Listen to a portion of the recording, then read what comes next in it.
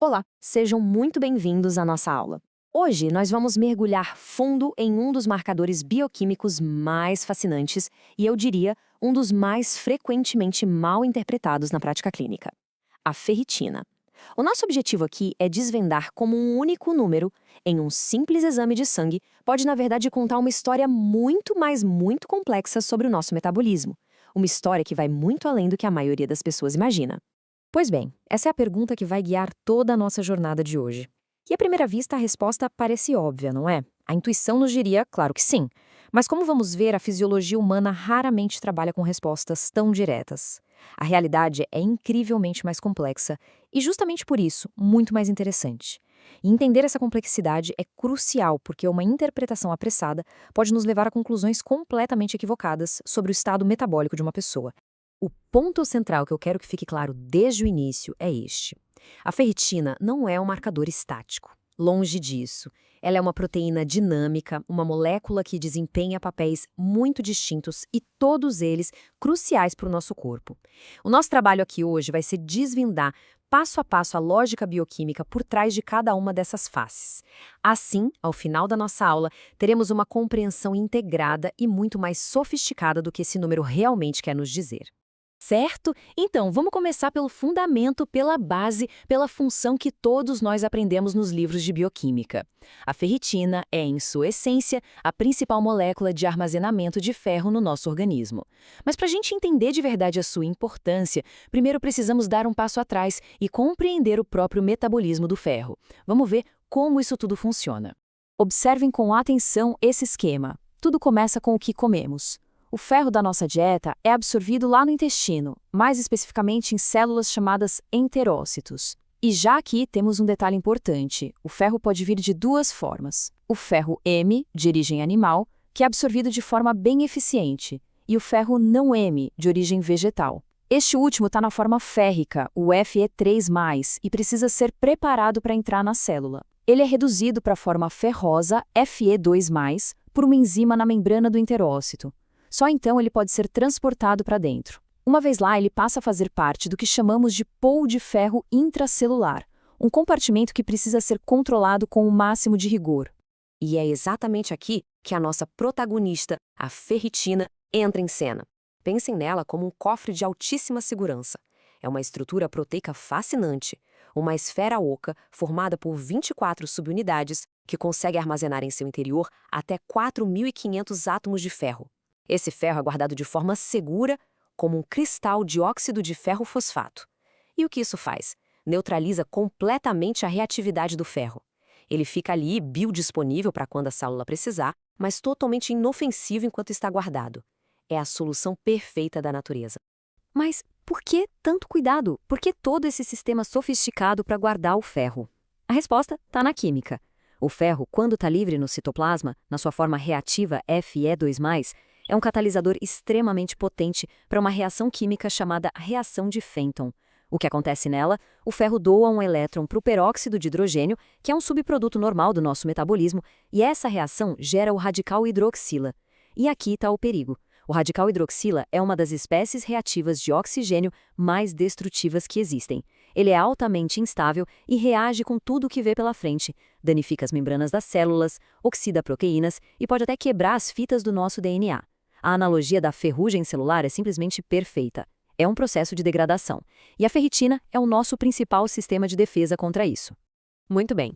Agora que entendemos a função de base da ferritina como um cofre, vamos adicionar a primeira grande camada de complexidade à nossa história.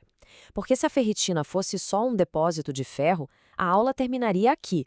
Mas em situações de estresse, de alerta fisiológico, ela assume um papel completamente diferente. Ela se torna uma proteína de fase aguda, um verdadeiro alarme do nosso sistema imunológico.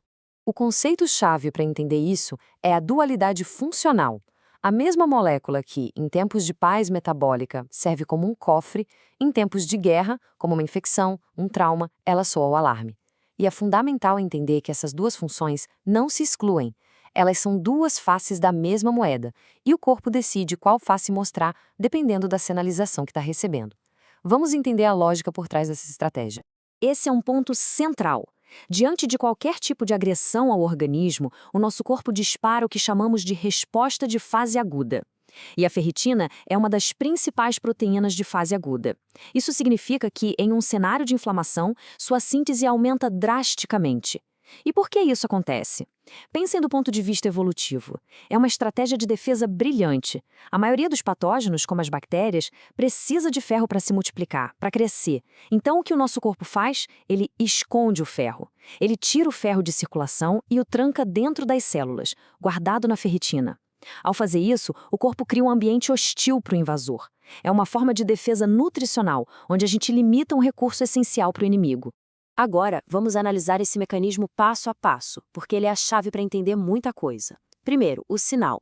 Diante de uma inflamação, as células do sistema imune liberam mensageiros químicos chamados citocinas, como a interleucina 6, a famosa IL-6.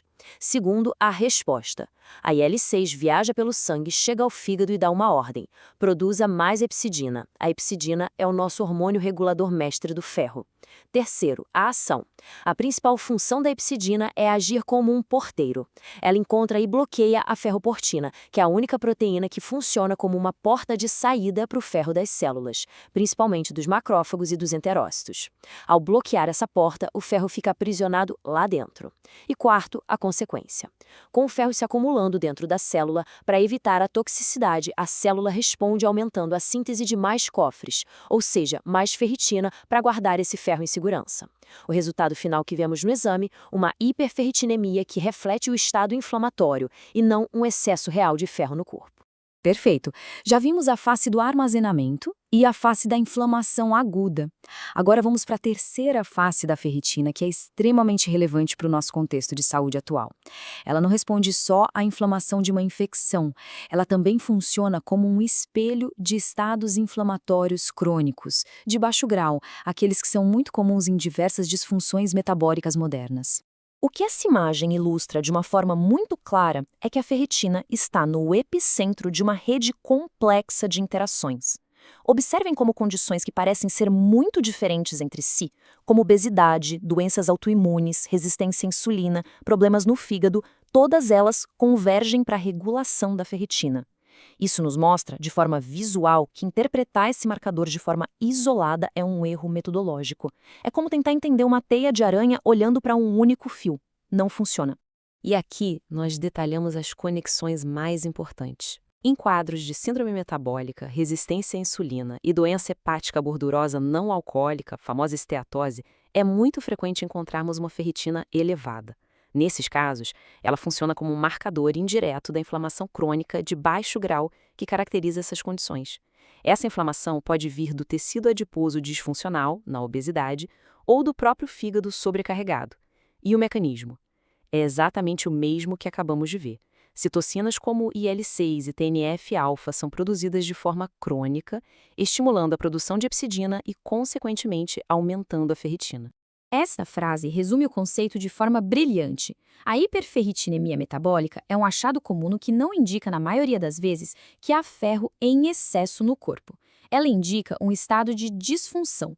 A interpretação aqui muda completamente. O problema central não é o ferro, mas sim o estresse metabólico que está por trás de tudo e que está usando a ferritina para sinalizar que algo não vai bem. É um sinal de alerta metabólico crônico. Diante de toda essa complexidade, a grande pergunta é: como então a gente consegue fazer uma interpretação correta? Como diferenciar uma história da outra? A chave, como quase sempre em biologia, está na integração. Está na análise conjunta de outros marcadores que vão nos dar o contexto necessário para resolver esse quebra-cabeça bioquímico. Este é, talvez, o princípio mais importante de uma boa análise laboratorial. O marcador sozinho raramente conta a história toda. Nós precisamos olhar para os marcadores coadjuvantes, aqueles que nos darão as pistas para entender qual é o papel que a ferritina está desempenhando naquele cenário específico. É quase como ser um detetive metabólico. Vamos ver como esse raciocínio funciona na prática. Pense comigo. Temos um resultado de ferritina alta. O que fazemos? Olhamos para a saturação de transferrina, que mede o quanto do transportador de ferro no sangue está ocupado. Se a saturação também está alta, digamos acima de 45%, a hipótese de uma sobrecarga real de ferro ganha muita força. Agora, outro cenário. A ferritina está alta, mas a saturação está normal, ou até baixa. Olhamos para a proteína C reativa, a PCR, o marcador clássico de inflamação, e ela está elevada. A história muda. A causa mais provável é inflamatória. E um terceiro cenário. E se as enzimas do fígado, TGP e TGO, estão alteradas?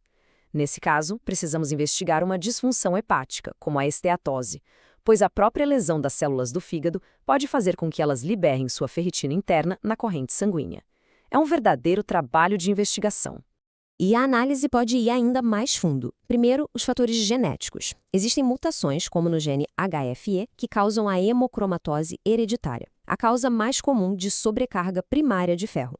Nesses casos, há uma falha na sinalização da hepcidina e o corpo passa a absorver ferro de forma descontrolada. E, em segundo lugar, a pesquisa atual nos mostra vias celulares fascinantes. A ferratinofagia, por exemplo, é o processo em que a célula digere a ferritina para liberar o ferro quando precisa. Se isso está desregulado, pode causar problemas. E isso nos leva à ferroptose, um tipo de morte celular programada que é totalmente dependente de ferro e do estresse oxidativo que ele causa. Ou seja, a regulação do metabolismo do ferro está no centro da vida e da morte da célula. E assim chegamos à conclusão da nossa aula. O que vamos fazer agora é juntar todas as peças desse quebra-cabeça para que a gente possa consolidar o raciocínio sobre as múltiplas faces da ferritina e, mais importante, como interpretá-la da maneira correta. Se existe uma única mensagem principal que eu gostaria que ficasse desta aula, é esta. Um resultado de ferritina nunca é um ponto final. Ele é sempre o ponto de partida de uma investigação para entender qual processo fisiológico ou patológico ele está realmente refletindo. Então, recapitulando, nós vimos que a ferritina alta pode refletir pelo menos 5 cenários completamente diferentes. Pode ser, sim, um aumento real nas reservas de ferro, como na hemocromatose, pode ser uma resposta a um processo inflamatório, agudo ou crônico, pode ser um sinal de estresse metabólico, como vemos na resistência à insulina, pode ser uma consequência de uma lesão celular no fígado ou, em alguns casos, pode ser o resultado de uma condição de origem puramente genética. E com isso, nós voltamos à nossa pergunta inicial, mas agora com um olhar muito mais apurado, muito mais sofisticado. A resposta não está no valor isolado, mas sim na arte de interpretar o contexto bioquímico e clínico. Compreender as múltiplas faces da ferritina é, em última análise, entender a linguagem complexa e integrada com que o nosso corpo se comunica. Se esta aula foi útil, curta, comente. Além de apoiar o nosso trabalho, isso sinaliza para as plataformas que este é um conteúdo relevante e ajuda essa informação a chegar a mais pessoas. E para finalizar, deixo uma pergunta para reflexão nos comentários. Em um quadro de síndrome metabólica, que outros marcadores seriam essenciais para diferenciar uma hiperferritinímia puramente metabólica de uma sobrecarga de ferro real?